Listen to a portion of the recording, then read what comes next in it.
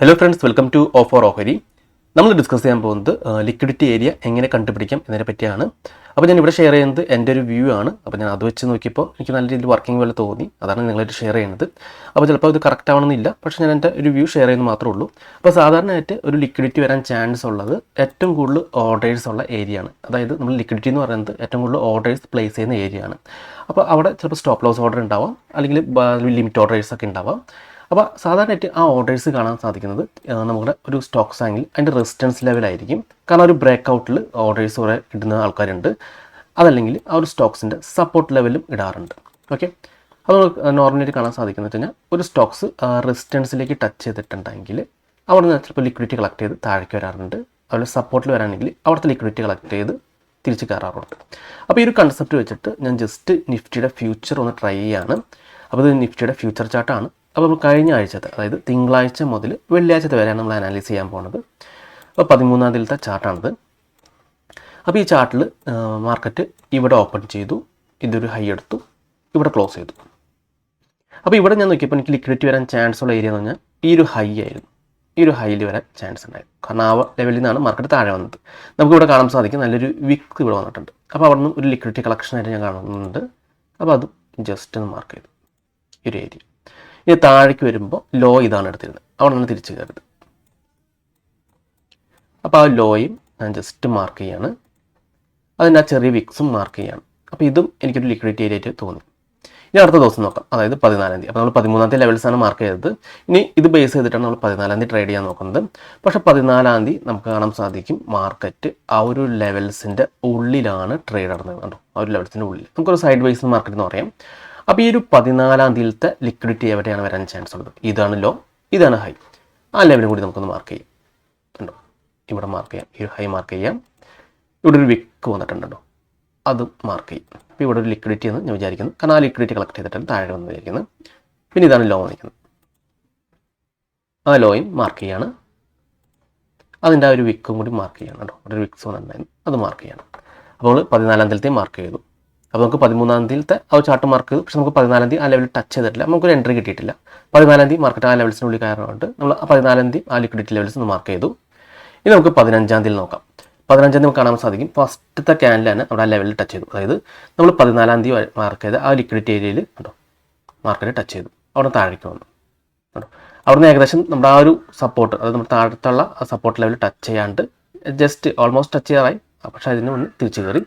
ഇനി ഇവിടെ നമുക്ക് കാണാൻ സാധിക്കും കണ്ടോ, നമ്മൾ മാർക്ക് ചെയ്തിരുന്ന കഴിഞ്ഞ ദിവസത്തെ ഹൈയിലെ ലിക്വിഡിറ്റി കളക്ട് ചെയ്തു.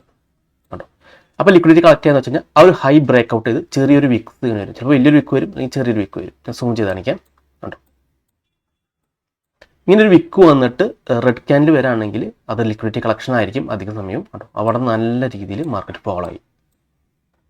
കണ്ടോ, നമ്മൾ 15-ാം തീയതി വേറെ ലെവൽസ് ഒന്നും വരച്ചിട്ടില്ല. കേട്ടോ, അവിടെ നേരെ ഫോളോ ആയി. വീണ്ടും നമുക്കിവിടെ കാണാൻ സാധിക്കും. കണ്ടോ, നമ്മുടെ താഴെ, അതായത് നമ്മൾ 14-ാം തീയതി വരച്ചിരുന്ന ആ ഒരു ലിക്വിഡിറ്റി ഏരിയ ഉണ്ടോ, 14-ാം തീയതി നമ്മൾ മാർക്ക് ചെയ്തിരുന്ന ആ ലെവൽസ് ആയിരുന്നത് ലോ, അവിടെ വീണ്ടും മാർക്കറ്റ് ടച്ച് ചെയ്തു. ഉണ്ടോ, ആ ലിക്വിഡിറ്റി കളക്ട് ചെയ്തു. ഉണ്ടോ, വിക്സ് വന്ന് ലിക്വിഡിറ്റി കളക്ട് ചെയ്തു, മാർക്കറ്റ് തിരിച്ചു കയറി. കണ്ടോ, ഓക്കെ. അപ്പോൾ നമ്മൾ 15-ാം തീയതി നമ്മുടെ കഴിഞ്ഞ ദിവസത്തെ ഹൈയും ലോയും നല്ല രീതിയിൽ റെസ്പെക്ട് ചെയ്ത് അവിടുത്തെ ലിക്വിഡിറ്റി കളക്ട് ചെയ്ത് മൂവ് ചെയ്തു. നമുക്ക് 15-ാം തീയതി നമുക്ക് വേറെ ലെവൽസ് വരയ്ക്കേണ്ടി വന്നില്ല, കാരണം ആ ഒരു ഹൈയും ലോയും തന്നെയായിരുന്നു. ഇനി അടുത്ത് നമുക്ക് 16-ാം തീയതി നോക്കാം. 16-ാം തീയതി മാർക്കറ്റ് ഒരു ഗ്യാപ്പ് അപ്പ് ഓപ്പണിംഗ് ആയിരുന്നു. ഉണ്ടോ, ഗ്യാപ്പ് അപ്പ് ഓപ്പണിംഗ് ആയിരുന്നു. അപ്പോൾ ഗ്യാപ്പ് അപ്പ് ഓപ്പണിംഗ് എവിടെ നിന്നായിരുന്നു? നമ്മൾ ആ 13-ാം തീയതി വരച്ചു കഴിഞ്ഞാൽ ആ ലിക്വിഡിറ്റി ഏരിയയിലായിരുന്നു മാർക്കറ്റ് ഓപ്പൺ ചെയ്തത്. കണ്ടോ, ഇവിടെയും ആ ലിക്വിഡിറ്റി കളക്ട് ചെയ്ത് കാണാൻ സാധിക്കും. കണ്ടോ, ആ ഒരു ഹൈ ബ്രേക്ക് ചെയ്തു, വിക്സ് വന്നു, റെഡ് ക്യാൻഡിൽ വന്നു. മാർക്കറ്റ് താഴേക്ക് വന്നു. വീണ്ടും മാർക്കറ്റ് ആ ലെവലിൽ ടച്ച് ചെയ്തു, താഴേക്ക് വന്നു. കണ്ടോ, കണ്ടോ, അവിടെ റെസ്പെക്ട് ചെയ്ത് നമുക്ക് കാണാൻ സാധിക്കും.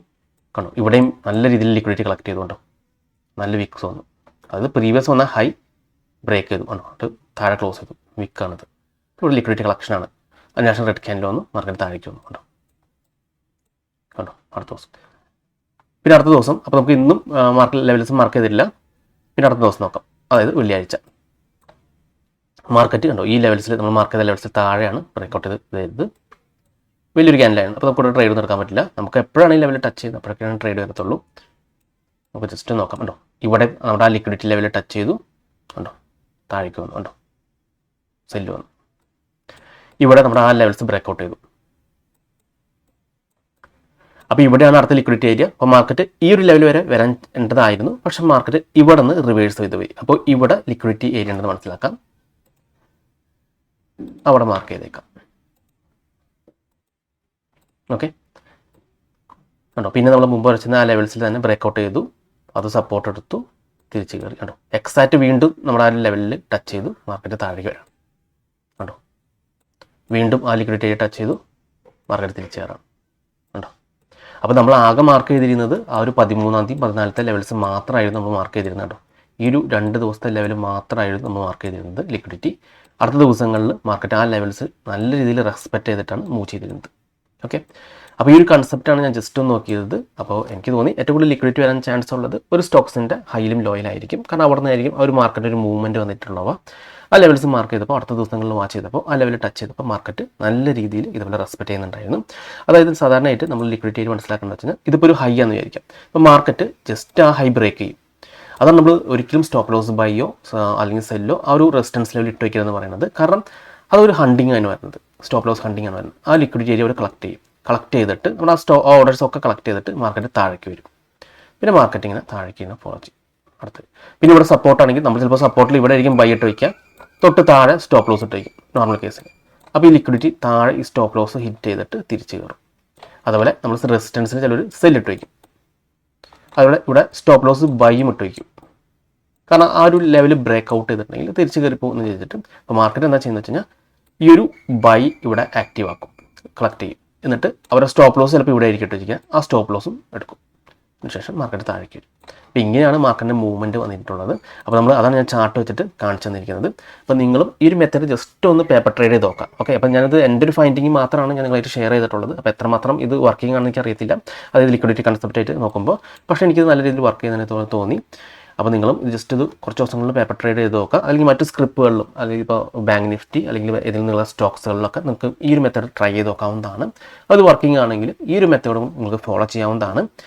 അപ്പോൾ ഈ വീഡിയോ നിങ്ങൾക്ക് ഇഷ്ടപ്പെട്ടെന്ന് വിചാരിക്കുന്നു. ഇനി നിങ്ങൾക്ക് എന്തെങ്കിലും ഡൗട്ട്സ് ഒക്കെ ഉണ്ടെങ്കിൽ ഈ കാണുന്ന വാട്സപ്പ് നമ്പറിലേക്ക് എനിക്കൊന്ന് മെസ്സേജ് ചെയ്താൽ മതി.